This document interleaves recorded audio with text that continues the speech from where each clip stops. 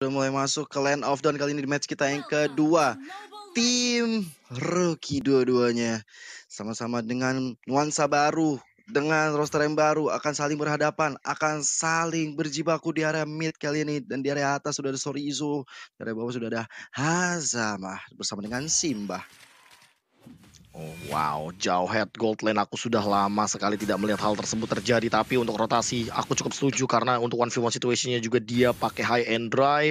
Dan bahkan Gamora sudah memberikan tekanan ke arah Finzi di bagian mid lane. Agak sedikit tertekan sepertinya. Early stage yang cukup merugikan bagi seorang Finzi. Di sisi lain Jensena mencoba untuk melakukan poros rotasi dengan sangat amat cepat. Sehingga Sorizo tidak mampu untuk mengganggu ke arah Hazim yang sedang melakukan jungle di area jungle dalam dari Geng Kapak.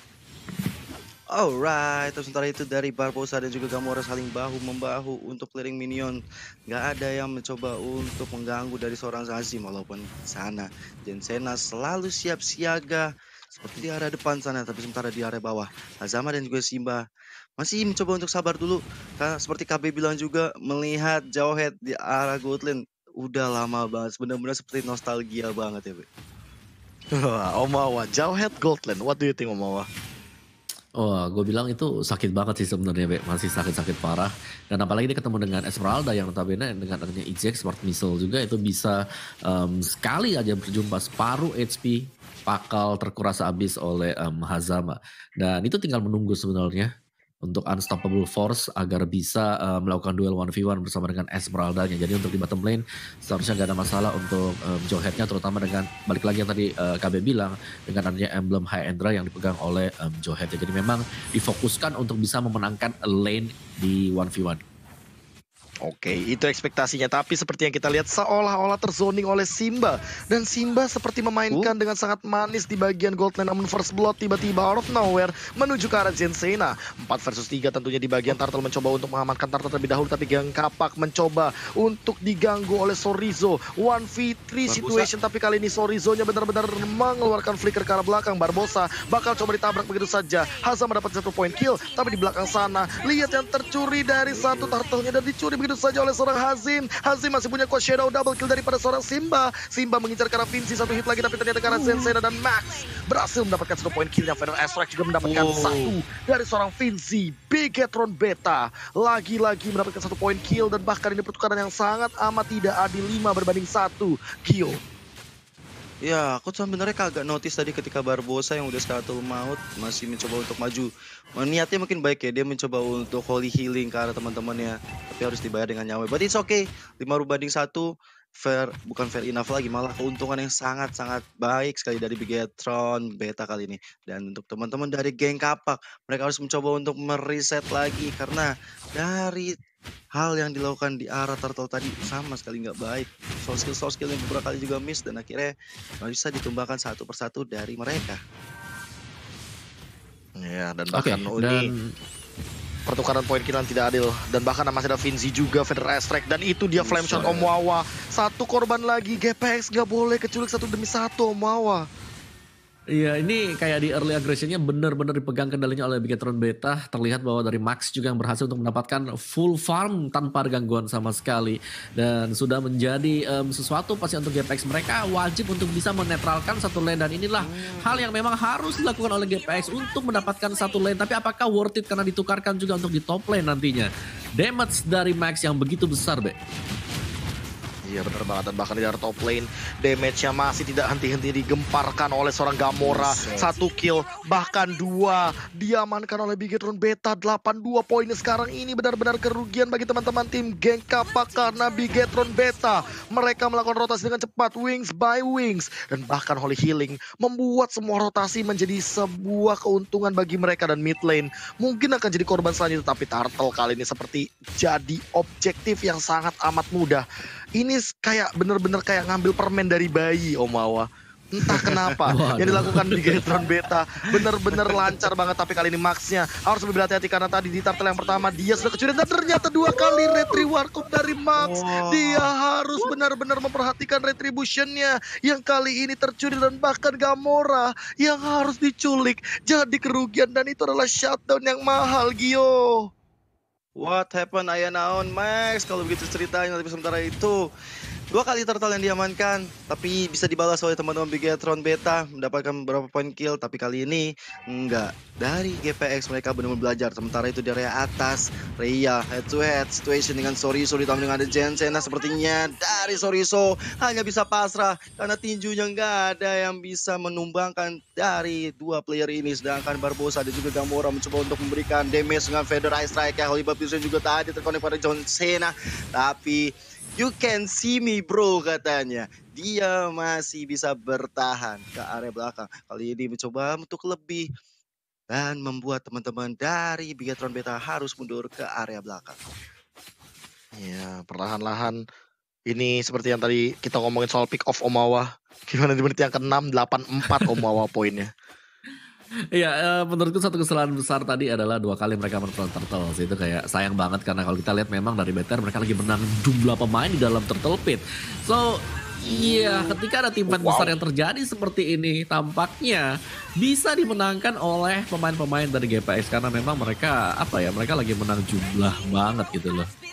Yes, dan bahkan lihat Max yang mencoba untuk menggaruk-garuk semuanya, like and punch di shutdown satu demi satu, tapi Hazim bakal dikejar juga. Lihat bagaimana movement speed dari Maxnya, bahkan ada saya Phantom Shuriken tidak cukup, double kill diamankan oleh Max di bagian jungle. Max seolah tidak terhentikan sebagai jungler, tapi balik lagi untuk turtle setupnya.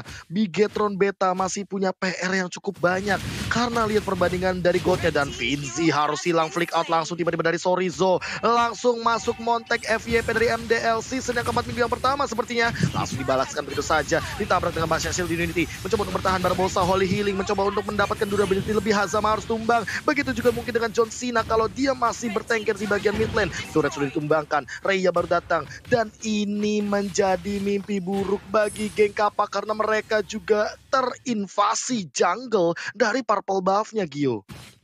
Iya betul sekali, apalagi Turtle yang ketiga kali ini akan menjadi objektif dari teman-teman Bigetron dan juga geng Kapak. Nggak boleh terjadi kesalahan yang sama, karena kalau misalnya mereka kecurian lagi ini bakal bahaya. Tapi reward manipulation kali ini beradu dengan Feather Ice Strike. Sorizo-nya nggak bakal bisa kemana-mana, dan Gamora masih bisa selamat dengan Wings by Wings-nya menyelamatkan burung yang sudah menggerut di area atas sana. Tapi mencoba untuk melakukan defensif di area atas. Holy Baptism-nya hanya mendinai saja, tapi Barbosa terlalu offset dari garis depan. Simba kali ini belum ada Falling Star Moon dikeluarkan, tapi Jensen hanya mencoba untuk mendapatkan 1 poin kill. Bahkan satu orang Sorizo dan Barbosa hanya menjadi susul berikutnya dari jauh head. Hazama lagi dan lagi harus tumbang bersama dengan Jensen. Vinci menjadi target berikutnya. Feather Ice Strike adilkan pos kali ini gak bisa kepada dari seorang Vinci. Bahkan triple kill looking for Maniac. Rhea-nya mau kemana kamu sayang? Ayo sini sama aku, Maniac aja yuk. Tapi bisa dapatkan, ternyata hanya untuk Simba poin killnya KB. Hampir saja mendapatkan Maniac dan ternyata tidak berhasil dari seorang Max yang mendapatkan Maniac tersebut, dan ternyata 4 hero harus hilang di bagian top lane. Sementara Sorizo 1v2 situation mencoba untuk bertahan terlebih dahulu, dia masih punya double jab ke arah belakang, mencoba untuk mundur. Petinju yang kehilangan ringnya kejar-kejar tentunya sama seorang robot gedek, tapi Hazama masih bisa untuk mundur dari kedua belah hero ini, karena kalau Hazama tadi benar-benar coba untuk dive in dan malah di HBD balik, ini malah jadi kerugian bagi Hazama. Ini benar-benar jadi kerugian bagi geng Kapak juga. 19-9 itemization-nya Om Wawa. Yes, dari segi item sendiri Roger dari Max ini sudah mulai menggila sekarang. Windtalker, Endless Battle, masih ada War Axe juga, dan bahkan bisa mengarah ke Blade of Despair. Sudah terlihat berbahaya banget, apalagi Max kali ini meskipun tadi gagal dari segi retribution, tapi pastinya bisa dimaafkan dengan tanpa ke pick off sama sekali, dan dia muncul di momen yang tepat tadi untuk bisa mendapatkan 3 kill atas GPX di top lane. Dan ini Oke, dia. langsung coba untuk team fight dulu, terlebih dahulu ditabrak begitu saja ke bagian belakang, tapi kali ini Vinci masih punya satu remote manipulation, ditahan Maxnya juga di Holy Healing, bahkan Jensen tidak mampu untuk menumbangkan satu, dan di belakang sudah ada Unstoppable Force dan bahkan Godlike diamankan begitu saja. Maxnya masih survive, killing spree, save the day, ditos dulu. Barbosa juga tidak bisa di pick off, dan bahkan Bigetron Beta tidak mengalami kerugian karena 2 ditukarkan 2, Gio. Pengalaman memang guru yang mahal, itu dibuktikan oleh seorang Max kali ini dengan 806. Belum ada satu orang pun yang bisa mempick off mantan pemain MPL kita ini. Ini benar-benar menunjukkan kualitas dan juga tajinya dia. Bermain dengan sabar walaupun ada segala kekurangan yang dilakukan ketika melakukan retribution. Dan ini dia jawab dengan beberapa poin kill yang diamankan. Dan ini membuat teman-teman dari geng Kapak harus memutar otaknya kembali, apalagi dari hero-hero yang dia miliki. Dengan Jawhead sebagai assassin, kita tahu darahnya nggak cukup tebel. Baxianya sebagai tank memberikan inisiasi kali ini, tapi memang belum cukup maksimal. Bahkan sudah sampai terpick off 6 kali Om Wawa dan KB.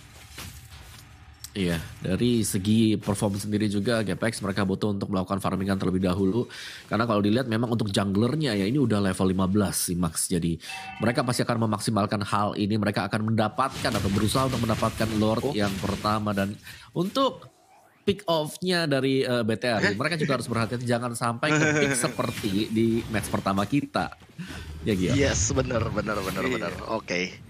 By the way, setup Lord sudah mulai dilakukan oleh kedua belah tim kali ini memasuki menit yang ke-11. Roger dari Max masih belum ditumbangkan sama sekali Sorizo. Dia sudah memiliki satu Oracle dan jangan lupakan juga Favor. Rom item dari Barbosa membuat dia sangat amat sustain di lini depan.